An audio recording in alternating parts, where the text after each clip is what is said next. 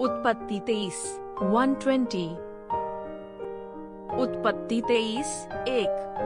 सारा तो 127 वर्ष की आयु को पहुंची, और जब सारा की इतनी आयु हुई। उत्पत्ति 23:2। तब वह किर्यतर्बा में मर गई।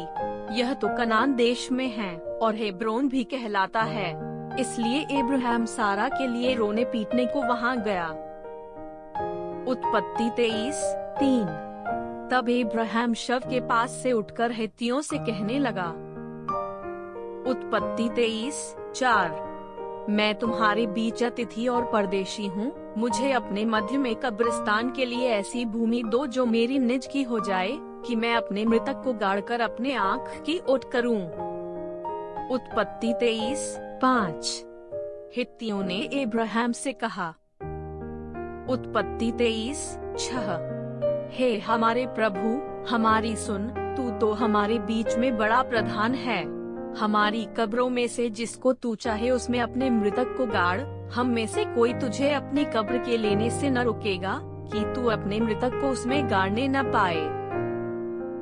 उत्पत्ति 23:7। तब अब्राहम उठकर खड़ा हुआ और हित्तियों के सामने, जो उस देश के निवासी थे, दंडवत करके कहने लगा।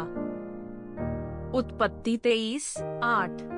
यदि तुम्हारी यह इच्छा हो कि मैं अपने मृतक को गाड़कर अपनी आँख की ओट करूं, तो मेरी प्रार्थना है कि सोहर के पुत्र एप्रोन से मेरे लिए विनती करो।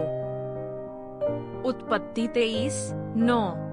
कि वह अपनी मकपेला वाली गुफा, जो उसकी भूमि की सीमा पर है, उसका पूरा दाम लेकर मुझे दे दे, कि वह तुम्हारे बीच कब्रिस्तान के लिए मेरी निज भूमि हो जाए। उत्पत्ति 23:10।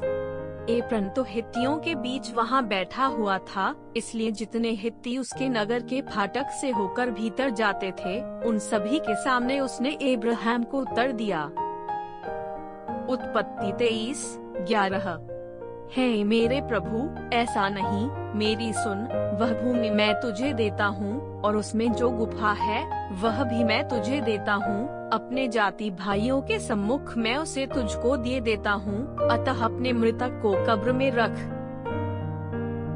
उत्पत्ति 23:12। तब अब्राहम ने उस देश के निवासियों के सामने दंडवत किया। उत्पत्ति 23:13। और उनके सुनते हुए एप्रन से कहा, यदि तू ऐसा चाहे तो मेरी सुन, उस भूमि का जो दाम हो वह मैं देना चाहता हूँ, उसे मुझसे ले ले, तब मैं अपने मुर्दे को वहाँ गाड़ूंगा। उत्पत्ति 23:14। एप्रन ने अब्राहम को यह उत्तर दिया। उत्पत्ति 23:15। हे मेरे प्रभु, मेरी बात सुन, उस भूमि का दाम तो 400 शेकल रूपा है, पर मेरे और तेरे बीच में यह क्या है? अपने मुर्दे को कब्र में रख। उत्पत्ति 23:16। अब्राहम ने एप्रन की मानकर उसको उतना रूपा तौल दिया, जितना उसने हित्तियों के सुनते हुए कहा था, अर्थात 400 ऐसे शेकल जो व्यापारियों में चलते थे। उत्पत्ति 23:17। इस प्रकार एप्रन की भूमि, जो ममरे के सम्मुख की मकपेला में थी, वह गुफा समेत और उन सब वृक्षों समेत भी जो उसमें और उसके चारों ओर सीमा पर थे।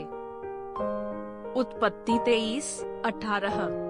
जितने हित्ती उसके नगर के फाटक से होकर भीतर जाते थे, उन सभी के सामने अब्राहम के अधिकार में पक्की रीति से आ गई। उत्पत्ति 23:19।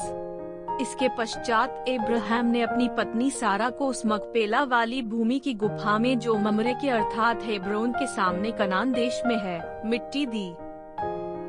उत्पत्ति 23:20। इस प्रकार वह भूमि गुफा समेत जो उसमें थी, हित्तियों की ओर से कब्रिस्तान के लिए अब्राहम के अधिकार में पूरी रीति से आ गई।